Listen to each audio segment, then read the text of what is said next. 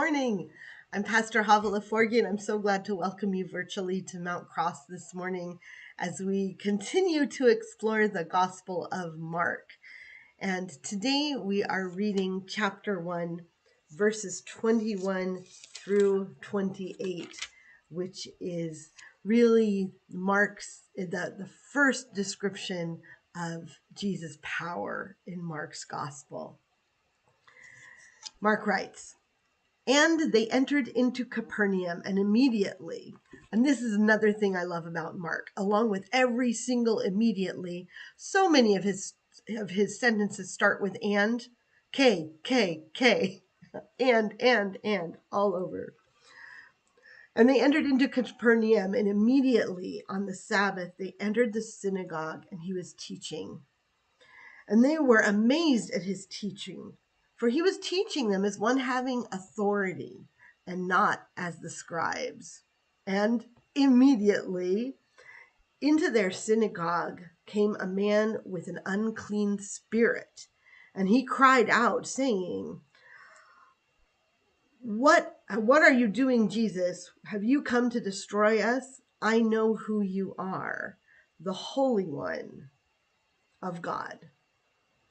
Jesus rebuked him," and again, Mark starts this sentence with and rebuked him, Jesus, saying, 'Be quiet and come out of him.' And the spirit convulsed the man, and then cried out with a loud voice and came out of him. And everyone was amazed. And they began to discuss with each other, saying, 'What is this? A new teaching with authority. He even commands the unclean spirits, and they obey him.' And reports went out of him immediately everywhere into all the surrounding countryside of Galilee." Again, Mark is just breathless. Immediately. And I love this word that he also uses right away, this exaplon. I need to get my glasses off to read that. Exaplasinonto epi didachi auton. They were amazed at his teaching. And this amazed word is like hit out of. I think it's a lot like our modern word gobsmacked. It's not just like, oh, this is interesting. They're hit out of their head. It's a huge thing. They're amazed at his teaching, so much that they're out of their thoughts. When he's speaking with authority, there's some interesting words here too. This word for Christ's authority versus the scribe's authority. The word that Mark uses about Christ is that he's teaching out of his own being, versus the scribes where he says grammates, out of being and speaking, which harkens, of course, all the way back to Genesis and the God speaking the world into being, versus the scribes relying on writing. So this is an early indication of Mark's gospel as to who this is, this Holy One of God. And right away after Mark talks about that and uses that language for Jesus, then the unclean spirit emphasizes, "You are the Holy One of God. What have you come to do?" I'd like to just delve into this unclean idea because it comes up in the Gospel of Mark so often. This clean versus unclean.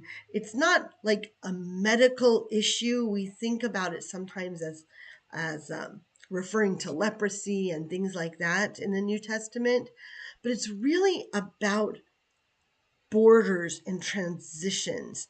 Unclean is a reference to something that's on its way out, on its way into oblivion, like dust.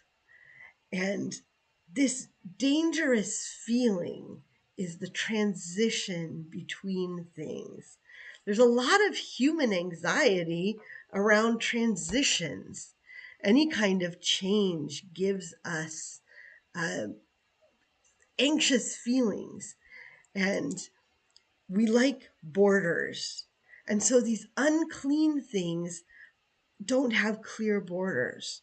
Leprosy is, and that unclean skin disease is a destruction of the border of skin, and the uncleanness of women in different phases is all about transitions. So this uncleanness really is out of place, kind of a categorizing between safe and unsafe zones, and that in between scary transitional zone. But that's right where Jesus goes, right into these transitions, right into these things that are out of place in our lives. And to some degree, that's comforting. And right away, this is a place where Jesus is recognized as having power. The spirits recognize his power, and then the people recognize his power.